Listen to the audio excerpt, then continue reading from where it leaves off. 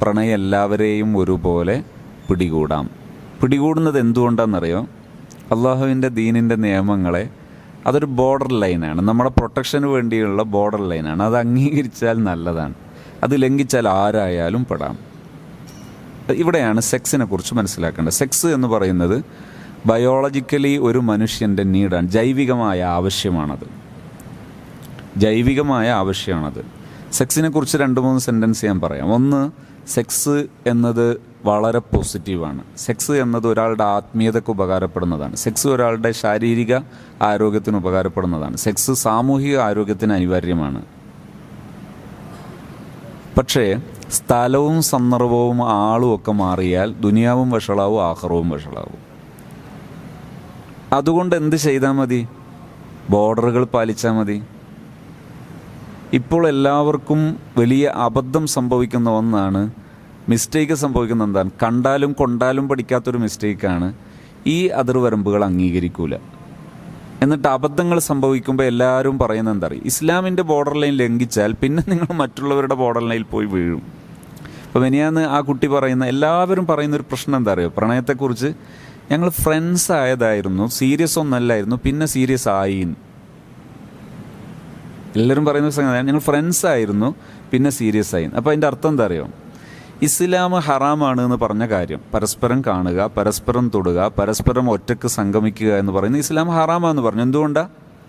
നിങ്ങളെ സുരക്ഷയ്ക്ക് ആവശ്യമായതുകൊണ്ട്. പക്ഷെ അത് അംഗീകരിച്ചില്ല. അവിടെ മറ്റൊരു മതമാണ്, മതം എന്ന് പറഞ്ഞ അഭിപ്രായം, മറ്റൊരു മതമാണ് എന്ത്? ഫ്രണ്ട്സ് ആയാൽ അതൊന്നും പ്രശ്നമല്ല. ആ മതത്തിൽ ഫ്രണ്ട്സ് ആയാൽ കാണാം, തൊടാം, ഇടയ്ക്ക് ഇങ്ങനെ കൈയൊക്കെ പിടിക്കാം, ഇടയ്ക്കൊന്ന് അണച്ചുകൂട്ടുകയൊക്കെ ചെയ്യാം, ഒന്ന് ചിരിക്കുകയൊക്കെ ചെയ്യാം. അങ്ങനെ എന്താ സംഭവിക്കുന്നത് എന്നുള്ളതാണ്. പിന്നെ ലവറായാൽ അവിടെ എന്താണ്? ചില ശാരീരിക ബന്ധങ്ങൾ ഉൾപ്പെടെ അനുവദനീയമാണെന്ന് ചിന്തിക്കുന്ന മറ്റൊരു മതം.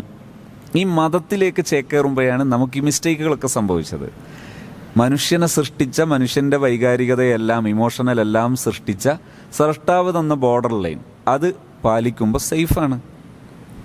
ഇത് ഇന്നെല്ലാവരും പലരും പെടുന്നൊരു രംഗമാണ് അള്ളാഹുവിൻ്റെ നിയമം എന്ന ആ നല്ല ബോർഡർ ലൈൻ ലംഘിക്കുക. എന്നിട്ട് ഈ ഓരോരുത്തരും അവനവൻ്റെ ആവശ്യത്തിന് വേണ്ടി ഉണ്ടാക്കിയ മതമാണ് ഇതൊക്കെ. ഫ്രണ്ട്സ് ആയാലും ഇങ്ങനെ, ലവറായാലും ഇങ്ങനെ, അതിൻ്റെ അപ്പുറം പിന്നെ അതിൻ്റെ ഇടയിൽ കുറേ ഉണ്ട്. ഇപ്പോൾ പറഞ്ഞാൽ നമ്മളെല്ലാവരും കൺഫ്യൂസ്ഡ് ആവും. അതായത് അതിൻ്റെ ഇടയിലുള്ള പേരുകളൊക്കെ പറഞ്ഞാൽ. അപ്പോൾ അങ്ങനെ കുറേ ഈ ലോകങ്ങളൊക്കെ മനുഷ്യൻ അവൻ്റെ ആവശ്യത്തിന് വേണ്ടി ഉണ്ടാക്കിയതാണ്. മനുഷ്യൻ അവൻ്റെ വൈകാരികതയ്ക്ക് വേണ്ടി ഉണ്ടാക്കിയതാണ്. അവിടെ ഈ ബോർഡർ ലൈൻ അംഗീകരിക്കലാണ് ഏറ്റവും വലിയ സേഫ്റ്റി. അത് അംഗീകരിക്കാനുള്ള അതിനുള്ള സഹായിക്കുന്ന ഒരു ഐഡിയയാണ് ഞാൻ ഇപ്പോൾ പറഞ്ഞത്.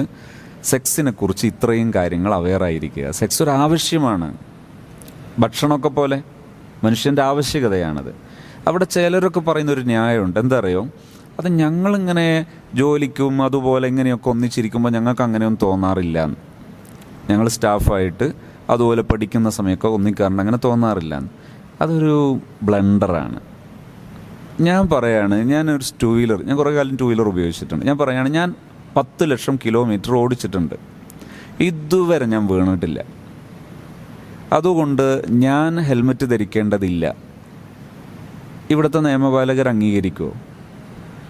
ഞാൻ പറയാം, 10 ലക്ഷം കിലോമീറ്റർ ഞാൻ ഓടിച്ചിട്ടുണ്ട്, ഞാൻ ഇതുവരെ വീണിട്ടില്ല.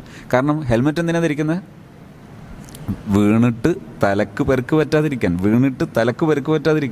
അപ്പം ഞാൻ പറയുന്നു, ഞാൻ 10 ലക്ഷം കിലോമീറ്റർ ഓടിച്ചു, ഇതുവരെ വീണിട്ടില്ല, അതുകൊണ്ട് ഞാൻ ധരിക്കണ്ടല്ലോ എന്ന് പറഞ്ഞ് അംഗീകരിക്കുമോ? ഇല്ല. അതായത് സാധ്യതയുണ്ട്, അപകട സാധ്യതയുണ്ട്. ഉണ്ടെങ്കിൽ നമ്മളത് അംഗീകരിക്കണം. എന്ന് പറഞ്ഞാൽ ഒരു മനുഷ്യൻ പുരുഷനാണോ, പുരുഷൻ എന്ന ആ തസ്തികയിലേക്ക് വന്നാൽ, ഇപ്പോൾ ഒരു ആൺകുട്ടി അവൻ വളർന്ന് 13 വയസ്സിന് മേൽപോട്ട് ആൺകുട്ടിക്ക് അവൻ്റെ ശരീരത്തിൽ ഹോർമോണൽ ചേഞ്ച് വരുന്ന സമയം, മെൻ്റലി അവന് എതിർലിംഗത്തോട് താല്പര്യം ഉണ്ടാകാനുള്ള സാധ്യതയുണ്ട്. ആ സാധ്യത എല്ലായ്പ്പോഴും ഇത് പറയുമ്പോൾ ചിലരൊക്കെ കരുതൽ ഈ സെക്സ് എന്നൊക്കെ പറഞ്ഞാൽ പുരുഷൻ്റെ ലൈംഗിക അവയവവും സ്ത്രീയുടെ ലൈംഗിക അവയവവുമായി ചേരുന്നത് മാത്രമാണ് സെക്സ്. അങ്ങനെയല്ല. ആ താല്പര്യം തോന്നുന്ന അവസ്ഥയാണത്. അത് ചിലപ്പോൾ അവന് അവളുടെ അല്ലെങ്കിൽ അവൾക്ക് അവൻ്റെ പാട്ടായിരിക്കാം ഇഷ്ടം, ചിലപ്പോൾ മുഖമായിരിക്കാം ഇഷ്ടം, ചിലപ്പോൾ കണ്ണായിരിക്കാം ഇഷ്ടം, ചിലപ്പോൾ കവിതയായിരിക്കാം ഇഷ്ടം, ചിലപ്പോൾ നടത്തമായിരിക്കാം ഇഷ്ടം, അങ്ങനെ പലതായിരിക്കാം.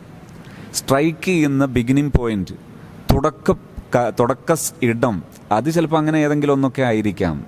എല്ലായ്പ്പോഴും എല്ലാം ഒന്നും ഉണ്ടായിക്കൊള്ളുന്നില്ല. അത് ഭാര്യയും ഭർത്താവായാലും അങ്ങനെ തന്നെയാണ്. ഇപ്പോഴും ഈ ശാരീരികമായ ബന്ധം, ഫിസിക്കൽ കോണ്ടാക്റ്റ് തന്നെ ആയിക്കൊള്ളണമെന്നൊന്നുമില്ലല്ലോ. അപ്പോൾ ഈ വിഷയത്തിൽ സെക്സിനെ കുറിച്ച് മനസ്സിലാക്കേണ്ടത്, ഇസ്ലാം അത് മനുഷ്യൻ്റെ ജൈവികത കൂടി തീരുമാനിച്ച, ആ ജൈവിക നിയമം കൂടി സംവിധാനിച്ച അള്ളാഹു പറയുന്ന ബോർഡർ ലൈനാണത്. അത് മനസ്സിലാക്കി അതിനനുസരിക്കലാണ് ഏറ്റവും ബെസ്റ്റ് സൊല്യൂഷൻ. 3 കാര്യങ്ങൾ: 1 സ്നേഹം, 2 സെക്സ്, 3 മാരേജ്. മാരേജിനെ കുറിച്ച് പലരും കരുതുന്നത് മാരേജ് എന്ന് പറഞ്ഞാൽ 1-to-1 റിലേഷൻ മാത്രമാണെന്നാണ്. ഞാനിപ്പോൾ പറയുന്ന പദം ശ്രദ്ധിച്ച് മനസ്സിലാക്കണം, കാരണം അതിനെ പലർക്കും പല രീതിയിൽ വ്യാഖ്യാനിക്കാം. മാരേജ് എന്ന് പറയുന്നത് 1-to-1 റിലേഷൻ മാത്രമല്ല, പ്ലസ് എന്തുകൂടിയാണ്, ഫാമിലി ടു ഫാമിലി റിലേഷൻ കൂടിയാണ്. ഇപ്പം മാരേജ് എന്ന ചടങ്ങ് തന്നെ രണ്ടാളൊറ്റക്കാണോ? അല്ലല്ലോ. ഫാമിലിയും അവരുടെ അനുബന്ധങ്ങളും ചേർന്നതാണ്. മാരേജ് കഴിഞ്ഞിട്ടൊരു സൽക്കാരം രണ്ടാളൊറ്റക്കാണോ? അല്ല, ഫാമിലി ചേർന്നിട്ടാണ്. അത് കഴിഞ്ഞിട്ട് ഇവരൊരു കുട്ടിയാകുന്നു, അപ്പോൾ ഒരു അക്കീക്കത്ത് ഇറക്കുന്നു, ഒറ്റക്കാണോ? അല്ല. ആശുപത്രിയിൽ പോകുന്നു, അത്തരം കാര്യങ്ങൾ ഡീൽ ചെയ്യുന്നു, ഒറ്റക്കാണോ? അല്ല. ഇനി ഒരു വീടുണ്ടാക്കുന്നു, ഒറ്റക്കാണോ? അല്ല. ഫാമിലിയാണ്. അങ്ങനെ ഫാമിലി ചേർന്ന് നടക്കേണ്ട ഒരു ലൈഫാണ് മാരേജ് ലൈഫ്. അതുകൊണ്ട് അവിടെ മാച്ചബിൾ ആകണം, മുക്കാഫത്ത് വേണം. ഇത് മാരേജ് ലൈഫിൻ്റെ ഒരു അനിവാര്യതയാണ്. ഈ അനിവാര്യത മനസ്സിലാക്കിയിട്ടാണ് മാരേജ് ലൈഫ് സെറ്റിൽ ചെയ്യേണ്ടത്.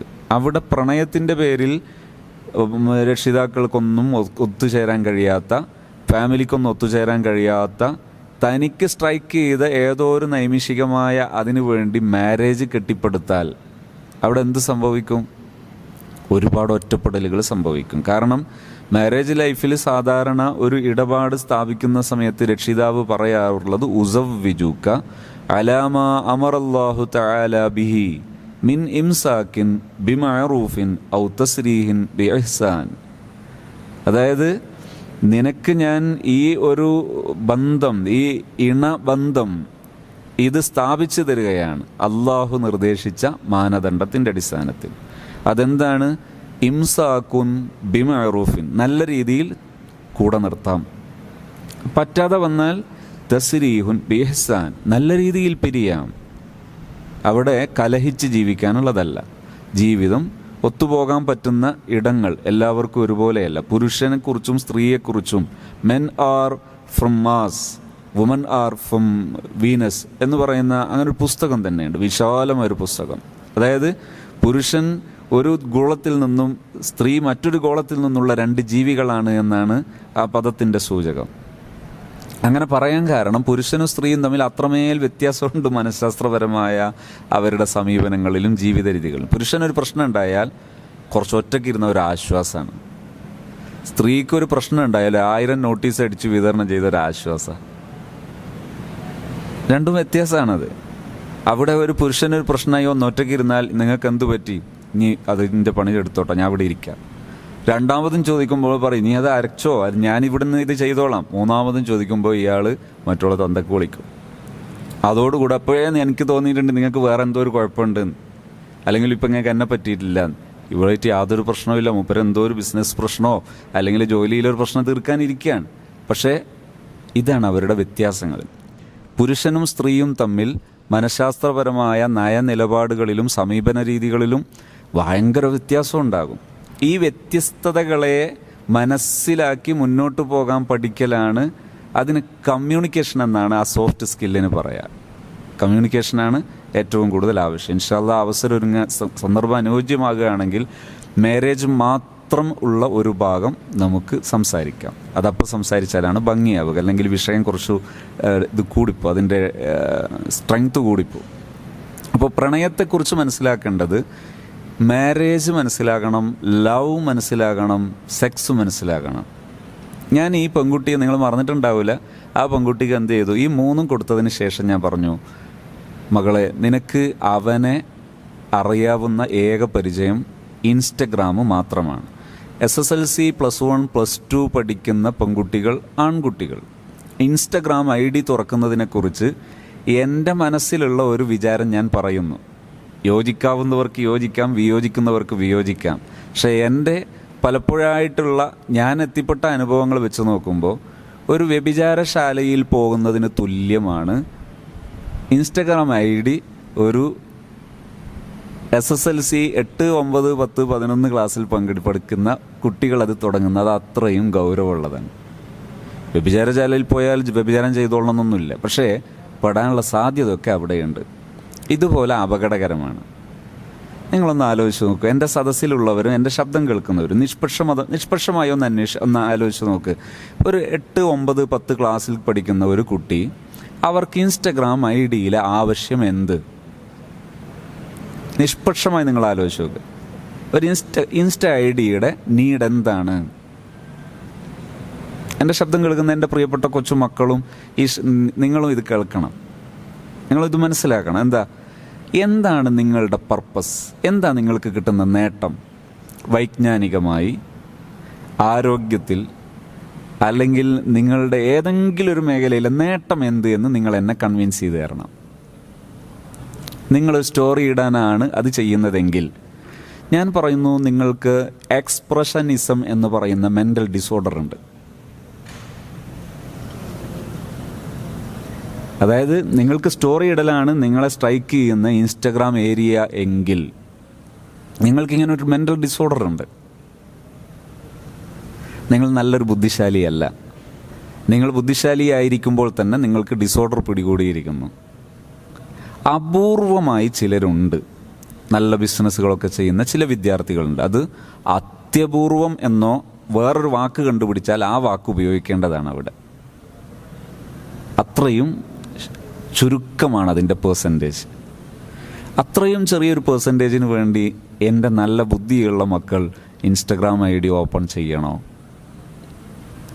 ഈ അടുത്ത് ഞാനൊരു സെഷൻ ഇങ്ങനെ ഇരിക്കുമ്പോൾ ഒരു സഹോദരി, അവരുടെ ഒരു ട്രെയിനിങ് സെഷനായിരുന്നു. അവർ പറഞ്ഞു, ഞാൻ വല്ലാതെ വിങ്ങിപ്പൊട്ടിയാണ് ഈ സദസ്സിലിരിക്കുന്നത്, എനിക്ക് വല്ല സൊല്യൂഷനും പറഞ്ഞു തരാൻ ഉസ്താദിന് കഴിയുമോ? ഞാൻ ചോദിച്ചു, എന്തു പറ്റി?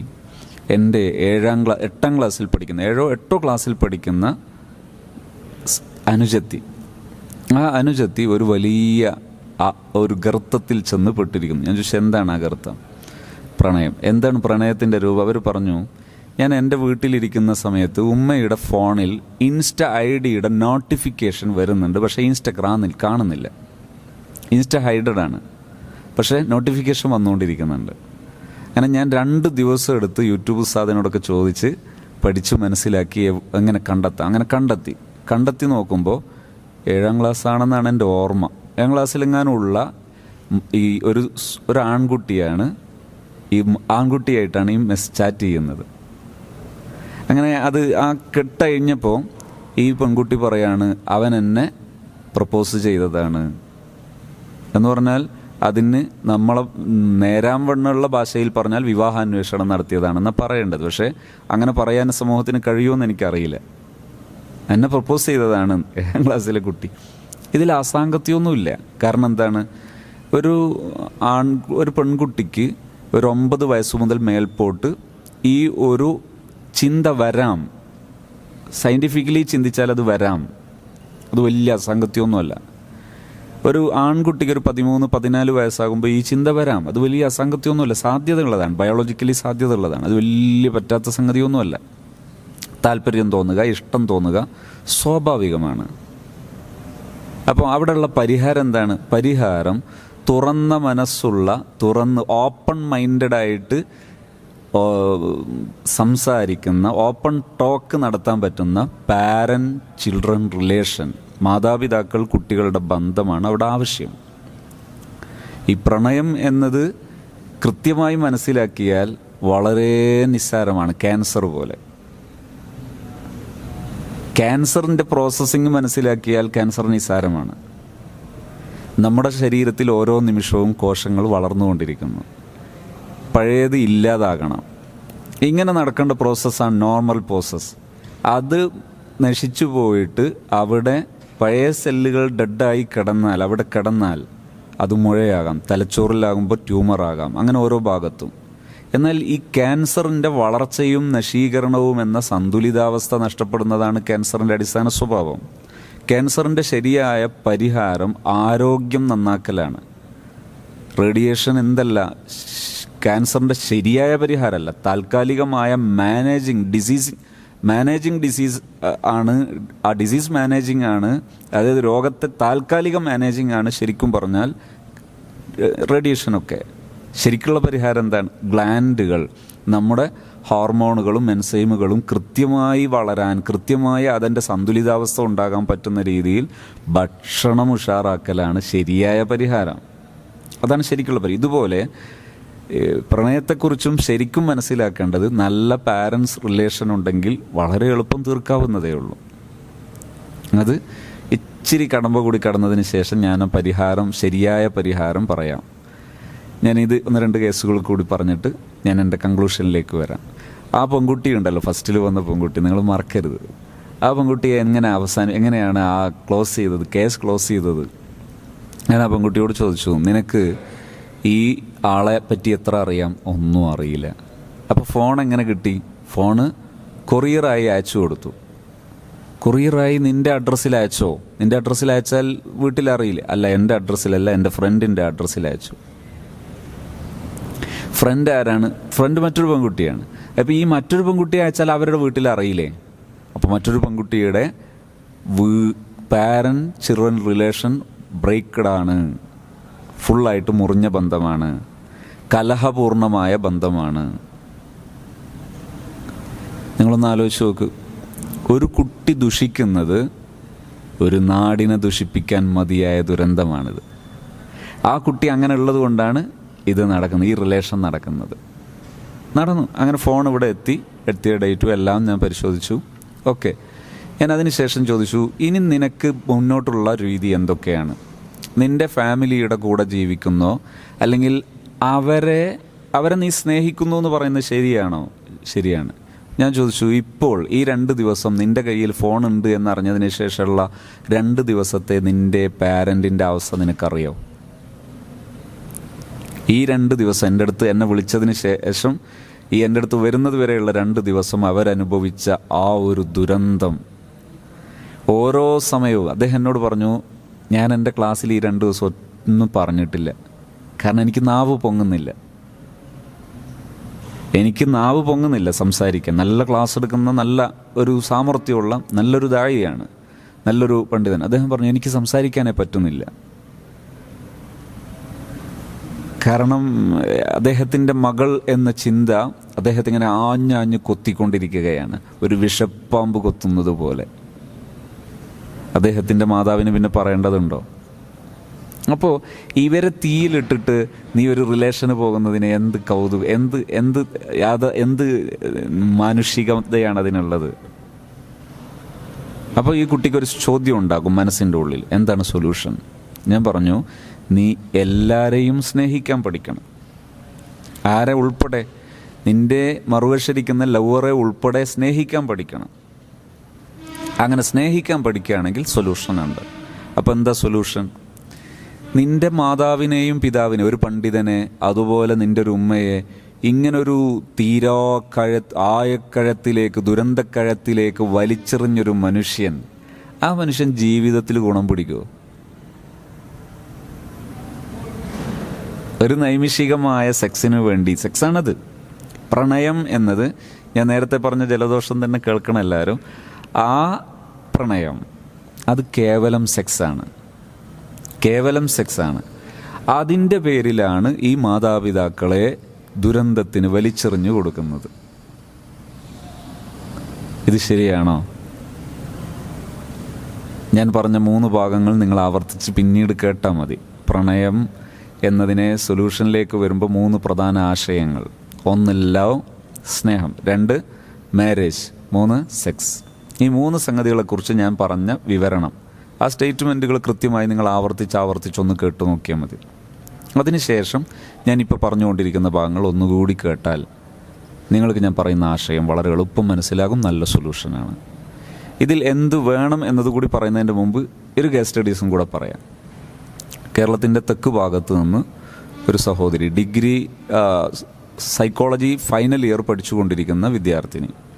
ആ വിദ്യാർത്ഥിനിക്ക് ഇതുപോലെ ഒരു പ്രണയം. പക്ഷേ ആ പ്രണയം, ഈ പെൺകുട്ടി മുസ്ലിമാണ്, മറുവശത്തിരിക്കുന്നത് മറ്റൊരു മതസ്ഥരാണ്. അപ്പോൾ അവരുമായി ഈ പ്രണയം ശക്തമായി, അത് മുറിയില്ല എന്നിടത്തെത്തി. അത് പിന്നെ കുറേ പ്രോസസ്സിങ്, കുറേ ഇടപെടലുകളൊക്കെ പലയിടത്തുനിന്ന് നടന്നു.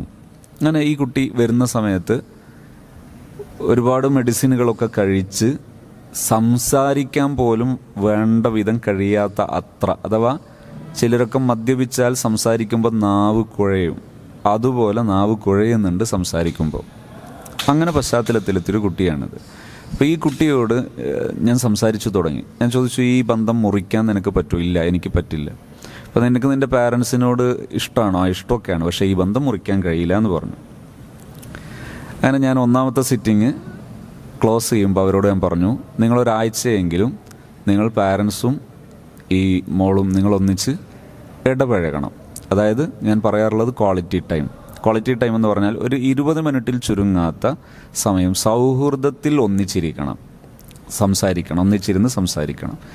തമ്മിൽ കലഹിക്കുന്ന ഒരു മാറ്ററും പറയരുത്, കുറ്റപ്പെടുത്തുന്ന ഒരു മാറ്ററും പറയാതെ ഒന്നിച്ചിരിക്കണം എന്നാണ് ഞാൻ പറയാം. അങ്ങനെ ഒരാഴ്ച കഴിഞ്ഞിട്ട് വരാൻ പറയും. ഒരാഴ്ച കഴിഞ്ഞ് വന്നതിന് ശേഷം ഞാൻ ഈ ഇൻപുട്ട് വീണ്ടും ഇട്ടു. ഏത് 3 സംഗതിയാണ് ഞാനിട്ട്. 1 ലവ്, 2 മാരേജ്, 3 സെക്സ്. ഈ 3നുള്ള വിവരം ഒന്നും കൂടി ഇട്ടു. ഒന്നുകൂടി ഇൻപുട്ട് ഇട്ടതിന് ശേഷം ഞാൻ അവരോട് ചോദിച്ചു, നിനക്ക് സ്നേഹിക്കാൻ പറ്റുമോ? നിനക്ക് മാരേജിനെ കുറിച്ച് ഞാൻ ഈ പറഞ്ഞിട്ട് ഈ മാരേജിലേക്ക് വരാൻ പറ്റുമോ? അതുപോലെ നിനക്ക് സെക്സിനെ കുറിച്ചുള്ള ഈ ധാരണ. അപ്പോൾ എന്നോട് പറഞ്ഞു, ഓപ്പണായിട്ട് പറഞ്ഞു, ഞങ്ങൾ പലതവണ ഫിസിക്കൽ കോണ്ടാക്റ്റ്. ഈ ഫിസിക്കൽ കോണ്ടാക്റ്റ് എന്നൊക്കെ പറയുമ്പോൾ ചിലർക്കതൊരു കൗതുകമുള്ള നല്ല വാക്കാണ്. കൊണ്ടൊരാൾ പറഞ്ഞിരുന്നു, ഈ നമ്മൾ വിസർജിക്കുന്നതിനെക്കുറിച്ച് നാടൻ വാക്ക് ഉപയോഗിക്കുന്ന ആ പദം ഉപയോഗിക്കുന്നതും ലൂസ് മോഷൻ എന്ന് പറയുമ്പോഴും ഒരു വ്യത്യാസമുണ്ട്. ഇതുപോലെ ഒന്നാണ് വ്യഭിചാരത്തെക്കുറിച്ച് ഫിസിക്കൽ കോണ്ടാക്റ്റ് എന്ന് പറയുമ്പോൾ അതൊരു പവിത്രത പോലെ തോന്നാറുണ്ട് ചിലർക്ക്. പലതവണ ഫിസിക്കൽ കോണ്ടാക്റ്റ് നടന്നുപോയി എന്നാണ് അവർ പറയുന്നത്. ഇവിടെ എൻ്റെ ചോദ്യം, ഫിസിക്കൽ അപ്പോൾ ഇവിടെ അതിൽ വലിയൊരു കൗതുകമുണ്ട്. എന്താ കൗതുകം എന്നറിയാം? എൻ്റെ ശരീരം ആദ്യമായി അനുഭവിച്ച അവനെ വിട്ടു മറ്റൊരാളെ പുൽകുക എന്നത് അതെനിക്ക് അസാധ്യമാണ്.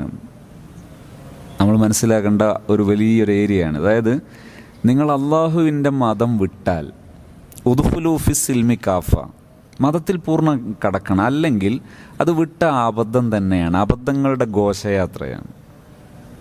അതായത് അനധികൃതമായി ഹറാമായി സ്വന്തം വാപ്പയെ, സ്വന്തം ഉമ്മയെ, സ്വന്തം ഫാമിലിയെ, വളരെ ഇഷ്ടത്തോടെ ജീവിക്കുന്ന ഫാമിലി, അവരൊക്കെ ഉപേക്ഷിച്ചിട്ട് സ്വന്തം പടച്ച സൃഷ്ടാവിനെയും സൃഷ്ടാവിൻ്റെ നിയമത്തെയൊക്കെ ഉപേക്ഷിച്ചിട്ട് എന്ത് ചെയ്യുക? മറ്റൊരാളെ സ്വീകരിക്കുക. എല്ലാ അർത്ഥവും മാറ്റി വെച്ചിട്ട് ഒരാളെ സ്വീകരിക്കുക. എന്നിട്ട് അതിലുണ്ടായ ആദ്യത്തെ ഒരു അനധികൃതമായ ലൈംഗിക ബന്ധത്തെ പവിത്രവൽക്കരിക്കുന്നു. ഇതാണ് മറ്റൊരു മതം എന്ന് ഞാൻ പറഞ്ഞത്. ആ പവിത്രവൽക്കരണത്തിൽപ്പെട്ടാൽ ഇനി നശിക്കാൻ പോകുന്നത് എന്താ? അതായത് ലോകത്തെ ഏറ്റവും കൂടുതൽ വിറ്റഴിക്കപ്പെട്ട പുസ്തകങ്ങളിൽ ഒന്നാണ് the 5 love language. Gary Chapman എന്ന ലേഡിയാണ് ആ പുസ്തകത്തിൻ്റെ രചയിതാവ്. അദ്ദേഹം ലവിനെ കുറിച്ച് പറയുന്ന സമയത്ത് ലവ് അഫെയറിനെ കുറിച്ച് പറയുന്നുണ്ട്. ആ ഭാഗത്ത് അദ്ദേഹം പറയുന്നു, ഈ പ്രണയം എന്നത് സെക്സിൻ്റെ ബൈ പ്രൊഡക്റ്റാണ്. അതുകൊണ്ട് തന്നെ വിവാഹം കഴിയുന്നതോടുകൂടെ പല പ്രണയങ്ങളും പ്രണയങ്ങളുടെ പേരിൽ വിവാഹം കഴിയുമ്പോൾ പ്രണയങ്ങൾ പൊട്ടി നാശമാകുന്നു, പിന്നെ പ്രണയം തകരുന്നു. അതിൻ്റെ ഞാൻ പലപ്പോഴും ഇത് പറയുമ്പോൾ പലരും എടുത്തുതിരിക്കാറുള്ളൊരു വശമാണ്, നമ്മുടെ നാട്ടിൽ 1950 മുതൽ ദീർഘകാലം പ്രണയം പവിത്രമാണെന്ന് കൊട്ടിഘോഷിച്ച ആർട്ടാണ്. ഞാനിപ്പോൾ പലപ്പോഴും പറയുമ്പോൾ നിർബന്ധിതമായി പറയേണ്ടി വരാണ്ട് ദൂഷിച്ച ഒരു ആർട്ടാണ് സിനിമാ ലോകം. അത് സിനിമാ ലോകം നൽകിയ വളരെ ദുരന്തപൂർണമായൊരു സംഭാവനയാണ് പ്രണയം പവിത്രമാണെന്ന മെസ്സേജ്. എന്നിട്ട് അവരെന്താ ചെയ്തത്? ഇതിൻ്റെ പേരിൽ പ്രണയവിവാഹം നടത്തിയ സിംഹഭാഗവും അവരുടെ ജീവിതം നാശത്തിൻ്റെ ഒരു ഘോഷയാത്രയാണ്. ഇത് പറയുമ്പോൾ ചിലരൊക്കെ അതിനെ നിസ്സാരവൽക്കരിക്കും. അതിൻ്റെ പ്രശ്നത്തിൻ്റെ വ്യാപ്തി എത്ര വലുതാണെന്നറിയോ? ഇങ്ങനെ ഒരു ബന്ധം സ്റ്റാർട്ട് ചെയ്തതിൻ്റെ പേരിൽ അവിടെ ആ ബന്ധം നിലക്കുമോ? ഇല്ല, മക്കളുണ്ടാകും. ഈ മക്കളുടെ ജീവിതം എന്തായിരിക്കും? ഞാനൊരിക്കൽ തൃശ്ശൂരിൽ ഒരു സംഭവം ഉണ്ടായത് ഓർക്കുകയാണ്. അതായത് ഒരു ലേണിംഗ് ഡിസബിലിറ്റി മാനേജുമായി ബന്ധപ്പെട്ട ഒരു സെഷൻ നടന്നുകൊണ്ടിരിക്കുമ്പോൾ 2 ടീച്ചേഴ്സ് വരുന്നു. അവർ രണ്ടാളും ഹസ്ബൻഡ് ആൻഡ് വൈഫാണ്. മകളെയും കൊണ്ട് വരുന്നു. ഈ മകൾക്ക് 4ാം ക്ലാസ് എത്തിയിട്ട് പഠനം മോശമായപ്പോൾ IQ ടെസ്റ്റ് നടത്തി. അപ്പോൾ പറഞ്ഞു ബിലോ 50 ആണ്. ബിലോ 50 ആണെങ്കിൽ അതിൻ്റെ സയൻസ് അനുസരിച്ച് സ്കൂളിൽ പഠിക്കാൻ യോഗ്യമാവില്ല എന്നാണ്. അപ്പോൾ ടീച്ചേഴ്സ് അഭിപ്രായപ്പെട്ടു, ഇനി നിങ്ങൾ വെറുതെ സ്കൂളിൽ അയക്കണ്ടെന്ന്. അപ്പോൾ ഇവരാലോചിച്ചു, ഇനി ഞങ്ങളെ ശേഷം ഇവൾ ആരായിരിക്കും? കാരണം പ്രണയ വിവാഹമായിരുന്നു അവരുടേത്. പ്രണയത്തിൻ്റെ പേരിൽ ഭർത്താവും ഭാര്യയും 2 പേരും അവരവരുടെ ഫാമിലിയിൽ നിന്ന് സെപ്പറേറ്റഡ് ആണ്, ഒറ്റപ്പെട്ട് കഴിയാണ്. ഇനി ഞങ്ങൾക്ക് ശേഷം ഇവളെ നോക്കാൻ ഇവൾ ആരായിരിക്കും? ഈ ആലോചന അവരെ അങ്കലാപ്പിലാക്കിയപ്പോൾ ഇവർ 3 പേരും കൂടി ആത്മഹത്യ ചെയ്യാൻ തീരുമാനിച്ചു. അങ്ങനെ ആത്മഹത്യക്ക് പോകുന്ന വഴിയാണ് അവർ ലേണിംഗ് ഡിസബിലിറ്റി മാനേജ്മെൻറ്റ് സെൻറ്ററിൽ അവിടെ വരുന്നത്. ആ സംഭവം വിശദമായി ഞാൻ മറ്റു പലയിടങ്ങളിലും പറഞ്ഞുകൊണ്ട് അത് ഞാൻ ഇവിടെ പറയുന്നില്ല. എൻ്റെ ഉദ്ദേശ്യം എന്താണ്? ബൈ പ്രൊഡക്റ്റായിട്ട് പിന്നീട് വരുന്ന ദുരന്തങ്ങൾ വളരെ വിപുലമാണ്. ഇവരിൽ പിന്നീടുണ്ടാകുന്ന സംഭവ വികാസങ്ങൾ, അതിനുശേഷം അവർ സമൂഹത്തിൽ വിതക്കുന്ന ഫിത്നകൾ, നാശങ്ങൾ, അതിൻ്റെയൊക്കെ വ്യാപ്തി വളരെ വലുതാണ്. അതുകൊണ്ട് തന്നെ ഒരു പ്രണയം ആരംഭിക്കുന്ന സമയത്ത്, ആ പ്രണയത്തിലൂടെയുള്ള ബന്ധങ്ങൾ സ്റ്റാർട്ട് ചെയ്യുന്ന സമയത്ത് അതിൻ്റെ ദുരന്തം തലമുറകളോളം സഞ്ചരിക്കും. അതുകൊണ്ട് നിങ്ങൾ സ്നേഹിക്കാൻ പഠിക്കണം, അതുപോലെ ജീവിതത്തെക്കുറിച്ച് പഠിക്കണം, മാരേജ് ലൈഫിനെ കുറിച്ച് പഠിക്കണം. എന്നിട്ട് വളരെ അനുയോജ്യമായ, കെട്ടുറപ്പുള്ള, ഭദ്രമായ ഒരു വിവാഹ ജീവിതം, അതാണ് ഒരു മനുഷ്യൻ സ്വപ്നം കാണേണ്ടത്. അതൊരു സാമൂഹ്യ സൃഷ്ടിപ്പിൻ്റെ അനിവാര്യതയാണ്. ഇനി ഞാൻ സൊല്യൂഷൻ പറയാം. എന്താണ് സൊല്യൂഷൻ? നല്ല പാരന്റ് ചിൽഡ്രൻ റിലേഷൻ. അതെങ്ങനെയായിരിക്കണം? വീട്ടിലെല്ലാം തുറന്ന് സംസാരിക്കാൻ പറ്റുന്ന രീതിയിൽ ഓപ്പൺ മൈൻഡഡ് റിലേഷൻ, തുറന്ന് സംസാരിക്കുന്ന ബന്ധം സ്ഥാപിച്ചെടുക്കുക. മക്കൾക്ക് ജീവിതത്തിൽ എവിടെയുള്ള ഏത് തരം അനുഭവങ്ങളെയും വീട്ടിൽ തുറന്ന് സംസാരിക്കാൻ അനുവാദം ഉണ്ടാകണം. വീട്ടിൽ ആഴ്ചയിലെ ഏറ്റവും ചുരുങ്ങിയത് 2 തവണ, എല്ലാ ദിവസവുമാണ് വേണ്ടത്, ചുരുങ്ങിയത് 2 തവണ വീട്ടിൽ പാരൻസിനോട് എല്ലാം തുറന്ന് പറയാൻ പറ്റണം. എത്രത്തോളം ഒരു 7ാം ക്ലാസ്സിൽ പഠിക്കുന്ന ഒരു കുട്ടിക്ക് സ്വാഭാവികമായും തൻ്റെ ക്ലാസ്സിലെയോ അല്ലെങ്കിൽ തൻ്റെ സ്കൂളിലെയോ അല്ലെങ്കിൽ മറ്റൊരു സ്ഥാപനത്തിലെയോ മറ്റൊരു കുട്ടിയോട് പ്രത്യേക ഇഷ്ടം തോന്നാനൊക്കെ സാധ്യതയുണ്ട്. അങ്ങനെ വല്ലപ്പോഴും ഇഷ്ടം തോന്നിയാൽ അത് വീട്ടിൽ പാരൻസിനോട് പറയാൻ പറ്റണം. വീട്ടിൽ പാരൻസിനോട് ഓപ്പണായിട്ട് പറയാൻ പറ്റണം, എനിക്ക് ഇന്നാലും നാളോട് ഇഷ്ടം തോന്നിയിട്ടുണ്ട്. അപ്പം എന്താ സംഭവിക്കുക? ഇവിടെ ചിലരൊക്കെ ചെന്ന് അബദ്ധത്തിൽ ചാടും. എന്താണ്? പ്രണയം തന്നാൽ അവർ ചില രക്ഷിതാക്കളൊക്കെ പറയും, അത് നമുക്ക് ആലോചിക്കാമല്ലോ. അങ്ങനെ പറഞ്ഞു വെക്കരുത്. എന്ത് ചെയ്യണം? ഓപ്പണായിട്ട് അവരെ കേൾക്കണം. അതായത് ആക്റ്റീവ് ലിസണിങ് എങ്ങനെയാണ്? മോന് അല്ലെങ്കിൽ മോള് പറയുന്നു, എനിക്ക് ഇന്നാലും നാളോട് ഇഷ്ടമാണ്. ഓക്കെ, ആരോടാണ് ഇഷ്ടം? ഇന്നാളിന്. അയാൾ എന്താ പേര്, എവിടെയാണ് വീട്, അവരെക്കുറിച്ച് എന്തൊക്കെ അറിയാം, അതൊക്കെ അന്വേഷിക്കുന്നു. 1ാം ഘട്ടത്തെ ലിസണിങ് കംപ്ലീറ്റഡ്. അടുത്തൊരു തവണ ഈ ഇഷ്ടം തോന്നാനുള്ള കാരണം എന്താ? കാരണം ഇന്നത് പഠനം അല്ലെങ്കിൽ ഭംഗി എന്തും ആകാം. ഓക്കെ, 3rd ലിസണിങ്, പിന്നെയും ലിസണിങ്ങിലേക്ക് പോകുന്നു. ഇനി അടുത്ത പ്ലാൻ എന്താണ്? അടുത്ത പ്ലാൻ എന്താണെന്ന് ചോദിക്കുമ്പോൾ തന്നെ അതിൻ്റെ സൊല്യൂഷനിലേക്ക് കടക്കും. എന്നിട്ടൊരു പാരൻറ്റിന് ഇനി എന്താ പറയാൻ പറ്റേണ്ടത്? ഇത്രയും ഭാഗം കംപ്ലീറ്റഡ് ആയാൽ ആകെ ഒരു പാരൻറ്റ് പറയേണ്ടത് ഹലാല് മാത്രമേ ജീവിതത്തിൽ ചെയ്യാവൂ, ഹറാമ് ചെയ്യരുത്. വേണമെങ്കിൽ ഞാൻ ഇന്ന് പറഞ്ഞ 3 കണ്ടൻറ്റ്, 3 കോണ്ടെക്സ്റ്റ്, 3 പ്രധാന ഏരിയ, ലവ്, സെക്സ്, മാരേജ്, ഇത് 3 അവരെ അവെയറാക്കിയാൽ മാത്രം മതി. ഹറാമ് ചെയ്യരുത്, ഹലാലേ ജീവിതത്തിൽ ചെയ്യാവും. അള്ളാഹുവിൻ്റെ ദീൻ എപ്പോഴും നമുക്ക് നമ്മുടെ പ്രൊട്ടക്ഷന് വേണ്ടിയുള്ള ബോർഡറാണ്. ആ ബോർഡർ എപ്പോഴും കീപ്പ് ചെയ്യണം. അത് നമുക്ക് നമ്മുടെ റബ്ബ് സൃഷ്ടിച്ചതാണ്, അതെപ്പോഴും കീപ്പ് ചെയ്യാം. അതിൻ്റെ ഔചിത്യങ്ങൾ മനസ്സിലാക്കുക. ഉദാഹരണത്തിന് പുരുഷൻ സ്ത്രീ ബന്ധം, അന്യപുരുഷനും അന്യ സ്ത്രീയും പരസ്പരം ഒറ്റക്ക് സംഗമിക്കരുത്. അത് എളാപ്പ മൂത്താപ്പയുടെ മക്കളാണെങ്കിലും അവർ പരസ്പരം വിവാഹം ചെയ്യാൻ പറ്റുന്നവരാണ്. ഇവിടെ ചിലരൊക്കെ മനസ്സിലാക്കുന്നത് ഈ കാണാൻ പറ്റാതിരിക്കുക എന്നൊക്കെ പറഞ്ഞാൽ അതൊരു വിദ്വേഷമാണ്. വിദ്വേഷമൊന്നുമല്ല, അവരെ നിങ്ങൾ സ്നേഹിക്കണം. അവർ സ്നേഹിക്കണം. ഈ സ്നേഹത്തിനുണ്ടായാൽ അവിടെ ഹറാമ് ചെയ്യണം എന്ന് അർത്ഥം വെക്കേണ്ട കാര്യമില്ല. അവർക്കും നമുക്കും ഗുണമുള്ളത് ചെയ്യുന്നതാണ് സ്നേഹം.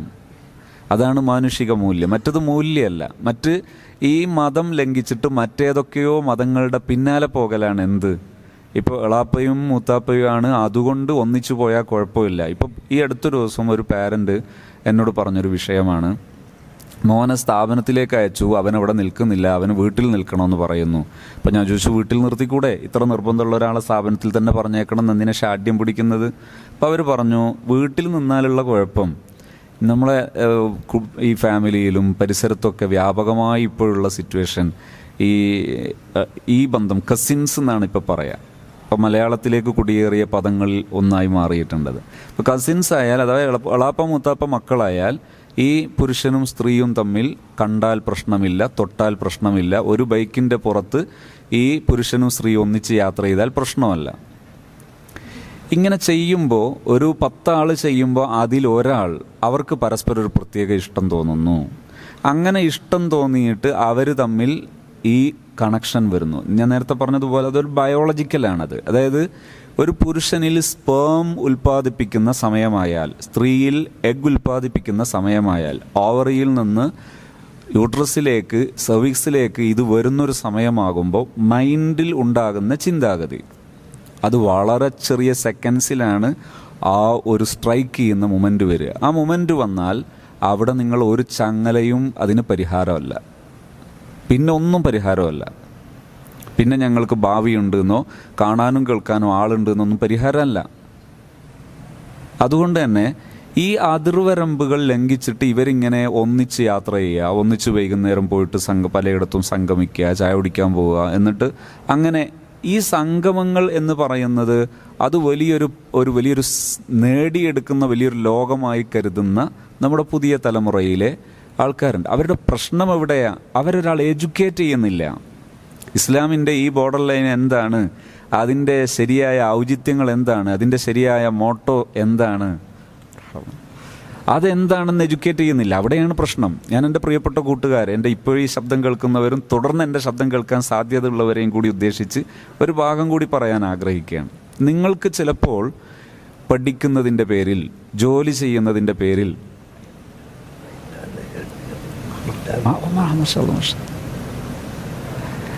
ഒന്നിച്ച് ജോലി ചെയ്യുമ്പോഴൊക്കെ മറ്റ് അസാംഗത്യങ്ങളൊന്നും തോന്നിക്കൊള്ളണമെന്നൊന്നുമില്ല. എല്ലായ്പ്പോഴും അങ്ങനെ അസാംഗത്യങ്ങളൊന്നും തോന്നിക്കൊള്ളണമെന്നില്ല. അത് സ്വാഭാവികമാണത്. പക്ഷേ സാധ്യതയുണ്ട്. ഏതുപോലെ 2 വീലർ ഉപയോഗിക്കുമ്പോൾ എല്ലായ്പ്പോഴും വീണോളണമെന്നില്ല. എല്ലായ്പ്പോഴൊന്നും വീഴില്ല. വീഴുമ്പോൾ തന്നെ എല്ലാവരുടേതും തല തന്നെ അടിച്ചോളണമെന്നില്ല. പക്ഷേ ഇങ്ങനൊരു സാധ്യത ഉള്ളതുകൊണ്ട് ഹെൽമറ്റ് ധരിക്കണം എന്ന് പറയുന്നത് പോലെ ബയോളജിയെ നിങ്ങൾ അംഗീകരിക്കുന്നുണ്ടോ? ഈ ജൈവികതയെ നിങ്ങൾ അംഗീകരിക്കുന്നുണ്ടോ? എങ്കിൽ ഈ സാധ്യതയെ നിങ്ങൾ അംഗീകരിക്കാൻ ബാധ്യസ്ഥരാണ്. എന്ത് സാധ്യത? നിങ്ങൾക്ക് ഒരു താല്പര്യം തോന്നാം, ഒരു ആഗ്രഹം തോന്നാം. ആ ആഗ്രഹം തോന്നിയാൽ അവിടെ പിന്നെ ഔചിത്യബോധങ്ങൾ, അവിടെ തന്നെ നിങ്ങൾക്ക് ആ മാനേഴ്സ് മറ്റൊരു റൂട്ടിലേക്ക് മാറി നിൽക്കും. അപ്പം നിങ്ങൾ പെട്ടുപോകും. അതുകൊണ്ട് ഇങ്ങനെ പെടാൻ സാധ്യത ഉള്ളത് കൊണ്ട് അള്ളാഹു പറഞ്ഞു, നിങ്ങൾ ഇവിടെ പുരുഷനും സ്ത്രീയുമാണ്, അജ്നബിയാണ്. അജ്നബി എന്ന് പറഞ്ഞാൽ കണ്ടാൽ ഐത്തം വരുന്നവർ, കണ്ടാൽ അശുദ്ധമാകുന്ന, അങ്ങനെയല്ല. അങ്ങനെ ഇസ്ലാമിലില്ല. ഇസ്ലാമിൽ എന്തേ ഉള്ളൂ, നിങ്ങൾക്ക് ഇങ്ങനെ ഒരു താല്പര്യം തോന്നാൻ സാധ്യതയുണ്ട്. ആ താല്പര്യം തോന്നിയാൽ അവിടെ വല്ലതും സംഭവിച്ചാൽ അത് ജീവിതകാലം മുഴുവൻ വഷളായി പോകും. നിങ്ങൾ 8ാം ക്ലാസ്സിൽ 9ാം ക്ലാസ്സിലൊക്കെ പഠിക്കുന്ന പെൺകുട്ടികൾ ഗർഭിണിയായ സംഭവം നമ്മുടെ കേരളത്തിൽ ഈ കഴിഞ്ഞ വർഷം വരെ റിപ്പോർട്ട് ചെയ്യപ്പെട്ടിട്ടുണ്ട്. ഒരു 14-15 വയസ്സുള്ള കുട്ടികൾക്ക് എങ്ങനെയാണ് ഗർഭധാരണം ഉണ്ടാകുന്നത് അറിഞ്ഞുകൂടാത്തതൊന്നും കൊണ്ടല്ല പെട്ടുപോകുന്നത്. ഈ നൈമിഷികമാണ് ആ ഒരു രംഗം. ആ രംഗം കീപ്പ് ചെയ്യാൻ കൃത്യമായി പറ്റിക്കൊള്ളണമെന്നൊന്നുമില്ല. എന്ത് മാത്രമേ നിങ്ങൾക്ക് കീപ്പ് ചെയ്യാൻ പറ്റുന്ന ബോർഡർ ലൈൻ ഉള്ളൂ? ഈ അതിർവരമ്പ്. അഥവാ ഒരു അജ്നബി, ഒരു അജ്നബിയത്ത്, ഒരു പുരുഷൻ, ഒരു സ്ത്രീ, അവർ സംഗമിക്കുമ്പോൾ അതിർവരമ്പുകൾ പാലിക്കുക. അവിടെ നിങ്ങൾ എന്ത് ചെയ്യാതിരിക്കുക? ഒറ്റക്ക് പരസ്പരം സംഗമിക്കാതിരിക്കുക. അള്ളാഹുവിൻ്റെ ദീനിൻ്റെ ഈ നിയമങ്ങൾ വിട്ടിട്ട് വെറുതെ മറ്റൊരു മതം അഥവാ ലവർ, അതുപോലെ അത്തരം അഡ്രസ്സുകൾ, ഫ്രണ്ട്സ്, റൂംമേറ്റ്സ്, അത്തരം അഡ്രസ്സുകളൊന്നും ഹറാമുകൾ ഹലാലാക്കാനുള്ള ഒരു വഴിയേ അല്ല. ഇപ്പോൾ ഈ കുറച്ച് മുമ്പ് ഒരിക്കലും ഒരു എഞ്ചിനീയറിംഗ് പഠിക്കുന്ന ഒരു വിദ്യാർത്ഥി, ഒരു സുഹൃത്ത്, അദ്ദേഹം ഒരു ദിവസം എന്നോട് പറഞ്ഞു, എനിക്ക് ഭയങ്കര അസ്വസ്ഥത, കുറച്ച് ദിവസങ്ങളായിട്ട് തീരെ ഉറക്കം ലഭിക്കുന്നില്ല. അപ്പോൾ അദ്ദേഹത്തോട് ഞാൻ ചോദിച്ചു എന്ത് പറ്റി. അപ്പോൾ അദ്ദേഹം അതിന് മുമ്പൊരിക്കൽ ഒരു പ്രണയവുമായി ബന്ധപ്പെട്ട് വലിയൊരു പ്രയാസം നേരിട്ടപ്പോൾ നമ്മുടെ കൂടെ വരികയും നമ്മുടെ ചില പ്രോഗ്രാമുകൾ കൃത്യമായി പങ്കെടുക്കുകയൊക്കെ ചെയ്ത് നല്ല ഒരു സൊല്യൂഷനിലേക്ക് എത്തിയ ആളായിരുന്നു. അദ്ദേഹം എന്നോട് പറഞ്ഞു, ഇപ്പം എന്നെ അലട്ടുന്ന പ്രശ്നം, ഞാൻ പഠിക്കുന്ന സ്ഥാപനത്തിൽ ഫ്രീ ബേർഡ്സ് ആണ് കൂടുതലും നമ്മുടെ സഹോദരിമാർ. അപ്പം ഞാൻ ചോദിച്ചു എന്താണ് ഫ്രീ ബേർഡ്സ്? ലവറായാൽ 1-to-1 റിലേഷനാണ്. അങ്ങനെ ആകുമ്പോൾ ചില റെസ്ട്രിക്ഷനുകൾ ഉണ്ടാകും. അതായത് ഈ മറുവശത്തിരിക്കുന്ന ലവർ അദ്ദേഹം ഇഷ്ടപ്പെടാത്ത ഒരാളെ കൂടെ പോവുകയോ ഒരാളെ കൂടെ സംഗമിക്കുകയോ ചെയ്താൽ നീ എന്താ അവൻ്റെ കൂടെ എന്ന് ചോദിക്കാൻ അവനുണ്ടാകും. അതിലെ വലിയൊരു അസാംഗത്യം അവിടെ ഉണ്ട്, അത് മറ്റ് ഇരിക്കട്ടെ. അപ്പോൾ ഇതൊരു വലിയ പ്രയാസമാണ്. അതുകൊണ്ട് ഫ്രീ ബേർഡ് ആയാൽ അങ്ങനെ പ്രശ്നമില്ല. ഇന്നൊരുത്തൻ്റെ കൂടെ ആണെങ്കിൽ നാളെ മറ്റൊരുത്തൻ്റെ കൂടെ പോകാം, എന്ത് മതി, ഫ്രീ ബേർഡ് എന്ന് പറഞ്ഞാൽ മതി. അതായത് പിതാവ് ഭർത്താവാകാൻ പറ്റുന്ന ഒരാളോട് അങ്കഹത്തുക്ക എന്ന് പറഞ്ഞാൽ ഉണ്ടാകുന്നത് പോലെ ചില അർത്ഥങ്ങളും ചില മാനങ്ങളും ഇവരുണ്ടാക്കുന്ന പുതിയ മതത്തിൽ ഉണ്ടായിരിക്കുന്നു. അതിനെ അനുസരിച്ച് പിന്നാലെ പോകുന്നു. എന്നിട്ട് അബദ്ധങ്ങൾ കുറേ സംഭവിച്ചു വഷളായതിന് ശേഷം പറയുന്നു ഞങ്ങൾ ആദ്യം ഫ്രണ്ട്സ് ആയതാണ്, പിന്നെ സീരിയസ് ആയതാണ്. അതിനാണ് ഇത്രയും കാര്യങ്ങൾ പറഞ്ഞത്. അപ്പോൾ എന്താണ് ശരിയായ പരിഹാരം എന്നത് ഞാൻ നേരത്തെ പറഞ്ഞത് പാരൻസിനോടാണ്. എൻ്റെ പ്രിയപ്പെട്ട യുവതലമുറയിലെ നല്ല ബുദ്ധിശാലികളായ, പ്രാപ്തിയുള്ള, നല്ല മനസ്സുള്ള എല്ലാ എൻ്റെ കൂട്ടുകാരോടും എനിക്ക് പറയാനുള്ളത്, മനുഷ്യൻ ഈ കാര്യങ്ങൾ അംഗീകരിക്കണം. അതായത് പുരുഷനായാൽ എതിർലിംഗത്തിലുള്ളവരോട് താല്പര്യം തോന്നാം, അതൊരു ജൈവികതയാണ്. അങ്ങനെ തോന്നാൻ സാധ്യത ഉള്ളതുകൊണ്ട് ജോലിയുടെ പേരിലോ റൂംമേറ്റ് എന്ന പേരിലോ മറ്റു പേരിലൊന്നും ഒരു അന്യ സ്ത്രീയും അന്യ പുരുഷനും സംഗമിക്കുന്നതിനെ അംഗീകരിക്കാൻ പാടില്ല. അത് നിങ്ങൾ സ്വയം സുരക്ഷയെ പൊട്ടിക്കലാണ്, സ്വയം സുരക്ഷയെ വലിച്ചെറിയലാണ്. അള്ളാഹു നമ്മുടെ സുരക്ഷയ്ക്ക് വേണ്ടി നൽകിയ വിധി വിലക്കുകളെ അംഗീകരിക്കൽ അത് നമ്മുടെ പ്രൊട്ടക്ഷനാണ് എന്ന് അംഗീകരിക്കുക. അതുകൊണ്ട് ഈ അന്യപുരുഷൻ അന്യ സ്ത്രീ തമ്മിൽ സംഗമിക്കാതിരിക്കുക എന്നത് അതൊരു ഔചിത്യബോധമാണ്. വലിയവരൊക്കെ അത് പാലിക്കുന്നു. ഞാൻ പലപ്പോഴും ഉദാഹരണം പറയാറുണ്ട്. എൻ്റെ ഓർമ്മ ശരിയാണെങ്കിൽ എൻ്റെ കാഴ്ചവട്ടത്തെത്തിപ്പെട്ടതിൽ അമേരിക്കൻ പ്രസിഡന്റ് ഒബാമയും ഭാര്യയും ഇന്ത്യയിൽ വന്നൊരു രംഗമുണ്ടായിരുന്നു. അത് വ്യാപകമായി നമ്മൾ ന്യൂസുകളിലെല്ലാം കണ്ടു. അവിടെ അമേരിക്കൻ പ്രസിഡന്റിൻ്റെ ഭാര്യ ഇതുപോലെ മറ്റൊരാളുമായി മിങ്കിൾ ചെയ്യോ? എന്താ അവർക്കിങ്ങനെ മിങ്കിൾ ചെയ്തൂടെ? അവരങ്ങനെ മിങ്കിൾ ചെയ്യാത്തതിന് അവർ പറയുന്നത് സ്റ്റാൻഡേർഡ് ആണെങ്കിൽ ആ സ്റ്റാൻഡേർഡ് നമുക്ക് പറ്റൂലേ?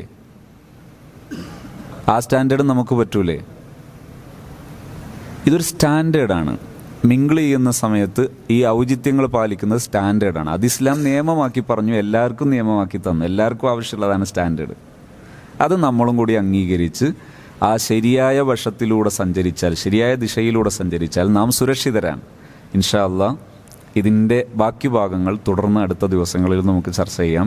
ഇതല്ല മാരേജുമായി ബന്ധപ്പെട്ട ഒരു ഏരിയയും മറ്റൊന്ന് പാരൻറ്റിങ്ങുമായി ബന്ധപ്പെട്ട ഒരു ഏരിയയും വേറെ തന്നെ ഈ വിഷയസംബന്ധിയായി നമുക്ക് ചർച്ച ചെയ്യാനുണ്ട്. ഇന്ന് ഞാൻ സൂചിപ്പിച്ചത് പ്രണയം, അതിൻ്റെ തെറ്റും ശരിയും എന്ന വിഷയത്തെക്കുറിച്ചാണ്. അതിൽ നമുക്കൊരു ധാരണയുണ്ടായാൽ വെറുതെ ഇരുട്ടിൽ തപ്പേണ്ടതില്ല. മിക്കവാറും നല്ല ക്ലിനിക്കൽ സൈക്കോളജിസ്റ്റുകളുടെ കയ്യിലൊക്കെ ഇത്തരം കേസുകൾ എത്തിപ്പെട്ടാൽ 2 റൂട്ടാണ് അവർ പറയാറുള്ളത്. ഒന്ന്, നിങ്ങൾ കെട്ടിച്ചു കൊടുത്തേന്ന് പറയുമ്പോൾ അവർക്കറിയാം ഇത് തൊട്ടടുത്ത ഭാവിയിൽ തെറ്റിപ്പിരിയും. അത് ഒരു കുട്ടിയൊക്കെ ആയിട്ട് തെറ്റിപ്പിരിയുമ്പോൾ അടുത്തൊരു ജനറേഷനും കൂടെ ആ ദുരന്തം അനുഭവിക്കും. ഈ ദുരന്തത്തിന് പോകേണ്ടതുണ്ടോ? രണ്ടാമത്തെ ഒരു കൂട്ടരാണ് ഞാൻ കണ്ടത്. ചിലരൊക്കെ മെഡിസിൻ കൊടുത്ത് സെപ്പറേറ്റ് ചെയ്യാൻ ശ്രമിക്കുന്നു. അങ്ങനെ സെപ്പറേറ്റ് ചെയ്തിട്ട് ചിലപ്പോഴൊക്കെ അത് ആ മെമ്മറിയിൽ നിന്നത് വിട്ടുപോകുന്നു. അതൊക്കെ വെറുതെയാണ്. ഈ അടുത്തും നിങ്ങൾ കണ്ടിട്ടുണ്ടാകും, SSLC ബാച്ച് എന്ന് പറഞ്ഞിട്ട് സംഗമിച്ചു. 45 വയസ്സുകാരിയും 45 വയസ്സുകാരനും ഒളിച്ചോടി. അങ്ങനെ കാണാം. പഴയ പ്രണയിതാക്കളാണ് പോലും. സംഭവിക്കാവതേ ഉള്ളൂ. അതൊന്നും വലിയ അസംഭവ്യമൊന്നുമല്ല, സ്വാഭാവികം മാത്രമാണ്. അവിടെ ഈ നിയമം മാത്രമാണ് പരിഹാരം. ആ നിയമം മനുഷ്യൻ്റെ പ്രൊട്ടക്ഷന് വേണ്ടി മനുഷ്യനെ പടച്ച അള്ളാഹു, മനുഷ്യൻ്റെ വൈകാരികത എന്ന നിയമം പടച്ച അള്ളാഹു മനുഷ്യന് വേണ്ടി നിർദ്ദേശിച്ച, പ്രൊമോട്ട് ചെയ്ത നിയമമാണ്. അതനുസരിക്കലാണ് അതിൻ്റെ ബെസ്റ്റ് സൊല്യൂഷൻ. അള്ളാഹു തൗഫീഖ് ചെയ്യുമാറാകട്ടെ. ഈമാനാണ് സൊല്യൂഷൻ എന്നത് ചുരുക്കി പറഞ്ഞു എന്ന് മാത്രം. ഇവിടെ ചെറിയ ഒരു ചരിത്രം അതിൻ്റെ കൂടെ നമ്മൾ മനസ്സിലാക്കിയാൽ നമുക്ക് ഉപകാരപ്പെടുമെന്ന് ഞാൻ കരുതുന്നു. മഹാന്മാരായ സ്വാലിഹീങ്ങൾ, ആ സ്വാലിഹീങ്ങൾ അവരുടെ ജീവിതത്തിൽ നല്ല പ്രണയങ്ങൾ കൊണ്ടു നടന്നത് കാണാം. നല്ല പ്രണയങ്ങൾ അവരുടെ ജീവിതത്തിലെ മാർഗനിർദ്ദേശിയായി മാറിയത് കാണാം. മരണത്തിന് പോലും സുഖം പുൽകിയത് കാണാം. ഇന്നമൽ അഅ്മാലു ബിന്നിയാത്ത് എന്ന ആ ഹദീസിൻ്റെ വിശദീകരണം മഹാന്മാർ പഠിപ്പിച്ച സമയത്ത് 2 സംഭവങ്ങൾ ചേർത്ത് പറഞ്ഞു. അതിലൊന്ന്, ഹുനൈൻ യുദ്ധത്തിൽ മുസ്ലിം സൈന്യത്തിൽ പോരാടിയുന്നൊരു മനുഷ്യൻ എല്ലാവരും അദ്ദേഹത്തിൻ്റെ ആ ആവേശത്തെ വർണ്ണിച്ച് പറഞ്ഞ സമയത്ത് നബിതങ്ങൾ പറഞ്ഞു ഇന്നഹു മിൻ അഹ്ലിന്നാർ. കുറച്ച് സമയം കഴിഞ്ഞപ്പോൾ അദ്ദേഹത്തിന് വെട്ടിൻ്റെ വേദന സഹിക്കാൻ പറ്റാതിരുന്നപ്പോൾ യുദ്ധം ചെയ്യാൻ ഉപയോഗിച്ചിരുന്ന വാള് മണലിലേക്ക് കുത്തനെ കുത്തിവെച്ചതിന് ശേഷം അതിലേക്ക് ശരീരം എടുത്തിട്ട് ആത്മഹത്യ ചെയ്തു. ഇന്നഹു മിൻ അഹ്ലിന്നാർ, നരകത്തിൻ്റെ വക്താവാണ് ആത്മഹത്യയുടെ വക്താക്കൾ. എന്നാൽ അംർ ഇബ്നു ജമൂഹ് റളിയല്ലാഹു അൻഹു, പ്രായമുള്ള മനുഷ്യൻ, കാലിന് ശക്തമായ മുടന്തുള്ള മനുഷ്യൻ, അംർ ഇബ്നു ജമൂഹ് റളിയല്ലാഹു അൻഹു ഉഹദിൽ സ്വഹാബത്തിൻ്റെ കൂടെ പുറപ്പെടാൻ തീരുമാനിച്ചപ്പോൾ മക്കൾ വന്നിട്ട് പറഞ്ഞു വാപ്പ വരുന്നുണ്ട്, തങ്ങൾ പറഞ്ഞിട്ടില്ലെങ്കിൽ വാപ്പ യുദ്ധത്തിന് വരും, നല്ല പ്രായമുണ്ട് മുടന്തുണ്ട്, യുദ്ധമാണ്, ഇത് കളി കാണാൻ പോവുകയല്ലല്ലോ. പക്ഷേ അംർ ഇബ്നു ജമൂഹ് റളിയല്ലാഹു അൻഹുവിനോട് നബിതങ്ങൾ ചോദിച്ചു നിങ്ങൾക്ക് വിഷമം പ്രായവും മുടന്തൊക്കെ ഇല്ലേ? അംർ റളിയല്ലാഹു അൻഹു ചോദിച്ചത് എൻ്റെ പ്രായം സ്വർഗത്തിൽ പോകുന്നതിന് തടസ്സമുള്ള പ്രായമാണോ നബിയെ? എൻ്റെ മുടന്ത് സ്വർഗത്തിൽ ചവിട്ടുന്നതിന് തടസ്സമുള്ള മുടന്താണോ നബിയെ? ഈ ചോദ്യം കേട്ടപ്പോൾ നബി സല്ലല്ലാഹു അലൈഹി വസല്ലം തങ്ങൾ പറഞ്ഞു മക്കളെ തടയണ്ട, ലഅല്ലല്ലാഹ യർസുഖുഹു ഷഹാദ, അദ്ദേഹത്തിന് രക്തസാക്ഷിത്വത്തിന് സാധ്യതയുണ്ട്. യുഹദ് പോരാട്ടം നടക്കുമ്പോൾ 4 ഭാഗത്തു നിന്നും വെട്ടിയിട്ട് കൈ അറ്റുപോകുന്ന സമയമെത്തിയപ്പോൾ പോലും വേദന അറിഞ്ഞിട്ടില്ല. മഹാനവറുകൾ സ്വർഗം ചിന്തിച്ച് നിന്ന് പോരാടി ഷഹീദായി. അള്ളാഹു അത്തരം സ്വാലിഹീങ്ങളെ പിന്തുടരാൻ നമുക്ക് തൗഫീഖ് നൽകുമാറാകട്ടെ. തികഞ്ഞ അള്ളാഹുവിനെ സ്നേഹിക്കുക, ആ അള്ളാഹുവിൽ ലയിച്ച് ജീവിതം സമർപ്പിച്ച മഹാന്മാരെ സ്നേഹിക്കുക. ആ മഹാന്മാരെ സ്നേഹിക്കുന്നതിൻ്റെ ഭാഗമായി അത്തരം സെലിബ്രിറ്റികൾ അവരാണ്, മനുഷ്യ ചരിത്രത്തിലെ സെലിബ്രിറ്റികൾ അവരാണ്. പറ്റുമെങ്കിൽ നമ്മളെല്ലാ തറാവീഹിന് ശേഷവും ഇവിടെ വെച്ച് അനുസ്മരിക്കാറുള്ള സ്വഹാബത്തിൻ്റെ ചരിത്രമുണ്ട്, അത് കേൾക്കുന്നത് നല്ലതാണെന്ന് സജസ്റ്റ് ചെയ്യുന്നു. ആ മഹാന്മാരെ ഫോളോ ചെയ്യുന്നതിൻ്റെ ഭാഗമായുള്ള ലൈഫ് സ്റ്റൈൽ ഫോളോ ചെയ്യുക. അള്ളാഹു തൗഫീഖ് നൽകുമാറാകട്ടെ. അൽഹംദുലില്ലാഹി റബ്ബിൽ ആലമീൻ. സല്ലല്ലാഹുമ്മ വസല്ലിം വബാരിക അലാ സയ്യിദിന മുഹമ്മദിൻ വഅലാ ആലി സയ്യിദിന മൗലാന മുഹമ്മദ്. അല്ലാഹുവേ, ഞങ്ങളെല്ലാവരെയും നീ സ്വീകരിക്കണം റഹ്മാനെ. പരിശുദ്ധ റമദാനിൽ നിൻ്റെ വീടായ പള്ളിയിൽ ഇൽമിൻ്റെ സദസ്സിൽ ഞങ്ങൾ ഒരുമിച്ചിരുന്നു. ഞങ്ങളെല്ലാവരെയും നീ സ്വീകരിക്കണേ അല്ലാ. ഞങ്ങളെല്ലാ തെറ്റുകുറ്റങ്ങളും നീ മാപ്പാക്കി തരണേ അല്ലാ. റബ്ബേ, ഞങ്ങളെ ജീവിതം സന്തോഷത്തിലാക്കണേ റഹ്മാനെ, ആഫിയത്തിലാക്കണേ അല്ലാ. ഈമാനിലും തഖ്വയിലും ആക്കി തരണേ അല്ലാ. റബ്ബേ, എല്ലാറ്റിലും പരിപൂർണനായ നിന്നെ മനസ്സിലാക്കാനും നിന്നെ അനുസരിക്കാനും നിന്നെ ഇഷ്ടം വെക്കാനും നിൻ്റെ നിയമങ്ങൾ അനുസരിക്കാനും അത് മനസ്സിലാക്കിയത് ഫോളോ ചെയ്യാനും ഞങ്ങൾക്കെല്ലാവർക്കും തൗഫീഖ് നൽകണേ റഹ്മാനെ. പടച്ചോനെ, ഞങ്ങളെല്ലാവരുടെയും ജീവിതത്തിൽ ധാരാളം ആവശ്യങ്ങളുണ്ട്. എല്ലാ ആവശ്യങ്ങൾക്കും ഞങ്ങൾ നിന്നിലേക്ക് കൈ ഉയർത്തി അഭയം ചോദിക്കുന്നു. നീ ഞങ്ങളെല്ലാവരെയും ഏറ്റെടുക്കണേ റഹ്മാനെ. അള്ളാഹുവേ, ഞങ്ങൾക്ക് ഖൈറിൻ്റെ വാതിലുകൾ തുറന്നു തരണേ അല്ലാ. ജീവിതം എണ്ണി തീർത്ത് ഞങ്ങൾക്ക് മരണം തരുമ്പോൾ ഈമാനോടെ മരിപ്പിക്കണേ റഹ്മാനെ. എല്ലാം തന്ന നിന്നെ ആശിച്ച് മരിക്കാൻ ഞങ്ങൾക്കെല്ലാവർക്കും ഭാഗ്യം തരണേ അല്ലാ. ഞങ്ങളിൽ നിന്ന് മരിച്ചുപോയ ഞങ്ങളെ പ്രിയപ്പെട്ടവർ റബ്ബേ, ഈ സംവിധാനം, ഈ സംരംഭങ്ങളൊക്കെ ഉയർന്നു വന്ന ഇതിൻ്റെ പിന്നിൽ ഇതിനുവേണ്ടി പ്രവർത്തിച്ച പലരും ഖബറിലുണ്ട്. എല്ലാവർക്കും ഈ സദസ്സിൻ്റെ തത്തുല്യ പ്രതിഫലം നീ എത്തിക്കണേ റഹ്മാനെ. അള്ളാഹുവേ, ആഖിറത്തിൽ ഞങ്ങൾ നിൻ്റെ വീട്ടിൽ ഒരുമിച്ച് കൂടിയതുപോലെ ഇതിലേറെ ആഹ്ലാദത്തോടെ സന്തോഷത്തോടെ ഒരുമിച്ച് കൂടാൻ പറ്റും വിധം ഞങ്ങളെ നീ സ്വീകരിക്കണേ റഹ്മാനെ. നിൻ്റെ മഹാന്മാരുടെ കൂടെ ഇതുപോലെ ഒരുമിക്കാൻ നീ ഞങ്ങൾക്കെല്ലാവർക്കും ഭാഗ്യം തരണേ അല്ലാ. മാതാപിതാക്കൾ, ഉസ്താദുമാർ, ഞങ്ങളെ ഭാര്യ, മക്കൾ, കൂട്ടുകാർ, ഞങ്ങളെ ദീനീ ചലനങ്ങളിൽ സമ്പത്തുകൊണ്ട്, വാക്കുകൊണ്ട്, സ്നേഹം കൊണ്ട് ഞങ്ങളെ കൂടെ നിന്ന ധാരാളം മനുഷ്യർ റബ്ബേ, ഞങ്ങളെല്ലാവരെയും നീ സ്വർഗത്തിൻ്റെ വക്താക്കളാക്കണേ അല്ലാ. നിന്നെ കാണാൻ ഭാഗ്യം തരണേ അല്ലാ. റബ്ബേ, ഞങ്ങളെ സംവിധാനങ്ങൾക്കെല്ലാം പ്രചോദനമായി ജീവിതം സമർപ്പിച്ച് മുന്നിൽ നിന്ന് നയിച്ച ഞങ്ങളെ പ്രിയപ്പെട്ട സുൽത്താനുൽ ഉലമ ഉസ്താദ് അവറുകൾക്ക് നീ നല്ല ആഫിയത്തുള്ള ദീർഘായുസ്സ് നൽകി ഞങ്ങളെ അനുഗ്രഹിക്കണേ റഹ്മാനെ. ഈ സംവിധാനങ്ങൾ ഇത്രയും ഭംഗിയായി നടന്നു പോകാൻ ഇതിൻ്റെ മുന്നിൽ നിന്ന് അധ്വാനിച്ച പ്രിയപ്പെട്ട അബ്ദുൽ ഹക്കീം ഉസ്താദ് നീ നല്ല ആഫിയത്തുള്ള ദീർഘായുസ്സ് നൽകണം റഹ്മാനെ. ഇതിനെ സഹായിച്ച ലക്ഷക്കണക്കിന് മോമിനീങ്ങളെയൊക്കെ നീ സഹായിക്കണേ റഹ്മാനെ. آمين برحمتك يا أرحم الراحمين. صلى الله وسلم على سيدنا محمد وآله وصحبه أجمعين. الحمد لله رب العالمين. السلام عليكم.